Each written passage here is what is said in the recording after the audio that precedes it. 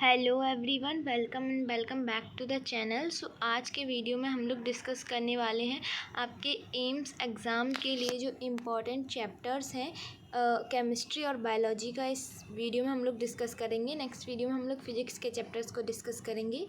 तो वैसे मैं अपडेट देती हूँ सीनेट के, बट मुझे कमेंट्स आया था इसलिए मैं इस पर भी वीडियो बना रही हूँ।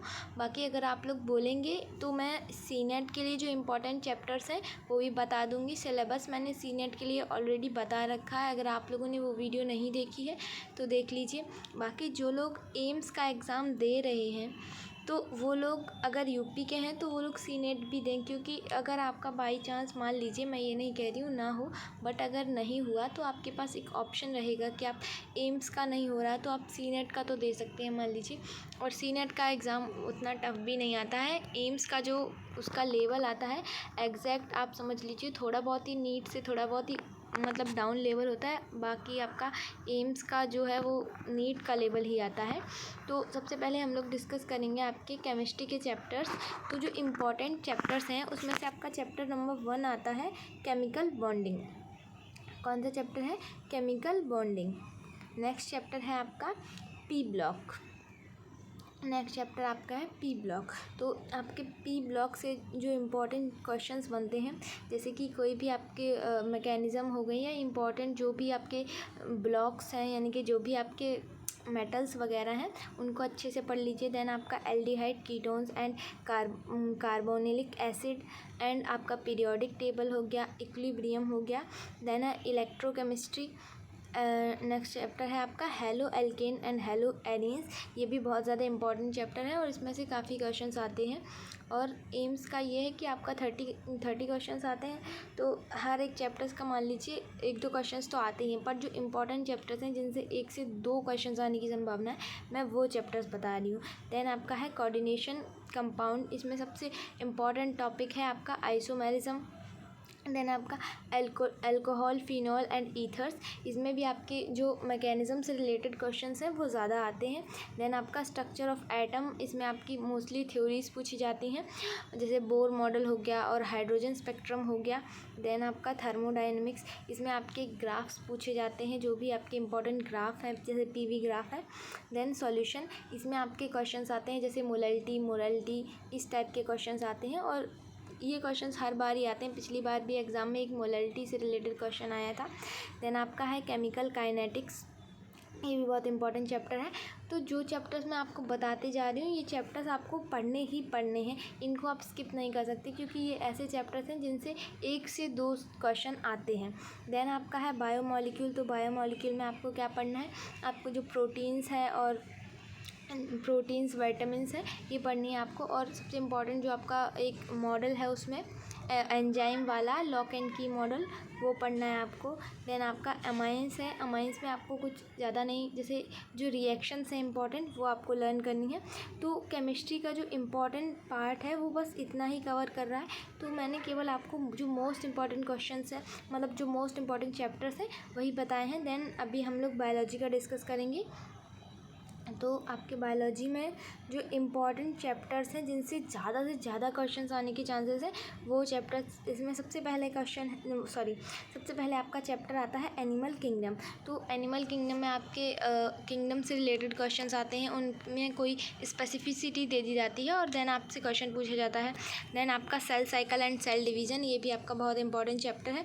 इसमें भी आपसे सेल डिवीज़न के फीचर्स पूछ सकते हैं और सेल डिवीज़न के टाइप्स पूछ सकते हैं, कोई भी क्वेश्चन दे सकते हैं वो आपको। और उसमें मान लीजिए आपके जो भी जीन्स वगैरह होते हैं उनका कैलकुलेशन करवा सकते हैं। देन आपका है principle of inheritance and variation. ये भी आपका बहुत इंपॉर्टेंट चैप्टर है।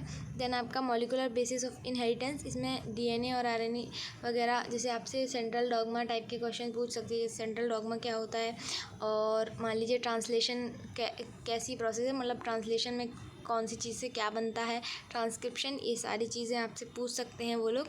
और मतलब मोस्टली यही आपका मॉलिक्यूलर ऑफ बेसिस इनहेरिटेंस में यही आपकी जो भी कॉमन से क्वेश्चन है वही पूछे जाएंगे। बट क्या है, एम्स का एग्ज़ाम है तो थोड़ा डीपली वो लोग पूछ सकते हैं। देन आपका बायोटेक्नोलॉजी, ये तो मोस्ट इम्पॉर्टेंट चैप्टर है आपका। Then plant kingdom, cell the unit of life, ये भी आपका बहुत इंपॉर्टेंट चैप्टर है। इसमें से वो लोग मोस्टली आपसे क्या पूछते हैं, गोल्जी बॉडी होगी, एंडोप्लाज्मिक रेटिकुलम हो गया, इस टाइप के क्वेश्चन। और बायोमोलिक्यूल्स तो लगभग आपका केमिस्ट्री और बायोलॉजी का सेम ही है, बस जहाँ पे केमिस्ट्री दिया गया है वहाँ पे आपको इसकी स्ट्रक्चर वगैरह पढ़नी होती है, और बायोलॉजी में आपको इसका नॉर्मल जो भी है प्रोटीन्स और कार्बोहाइड्रेट्स ये सब पढ़ने होते हैं। और एंजाइम्स के बारे में भी आपको बायोलॉजी में पढ़ना होता है। एंजाइम्स में एपो एंजाइम जो होता है और जो एंजाइम के पार्ट होते हैं वो सारे। देन आपका फोटोसिंथेसिस, ये भी काफ़ी इंपॉर्टेंट चैप्टर है। देन आपका आता है न्यूरल कंट्रोल एंड कोऑर्डिनेशन, ये आपका ह्यूमन फिजियो का एक चैप्टर है। देन आपका आता है sexual reproduction and in flowering plant, ये भी आपका इंपॉर्टेंट चैप्टर है। इसमें आपसे मोस्टली उस टाइप के क्वेश्चंस पूछे जाते हैं जैसे एपोमिक्सिस हो गया, और ये जो आपका जो मेल गैमीट होता है उससे क्वेश्चन रिलेटेड पूछते हैं ये लोग। एंड देन आपका ह्यूमन रिप्रोडक्शन, तो ह्यूमन रिप्रोडक्शन में आपसे मेनली क्या पूछते हैं, वो लोग जो फीमेल रिप्रोडक्टिव ऑर्गन है उससे रिलेटेड, जैसे oogenesis पूछ लेते हैं, वो मेंस्ट्रुअल साइकिल से रिलेटेड पूछ सकते हैं, हार्मोनल बैलेंस पूछ सकते हैं वो आपसे। देन आपका ह्यूमन हेल्थ एंड डिसीज़, इसमें आपकी communicable disease and non communicable disease, immunity के बारे में पूछ सकते हैं वो लोग।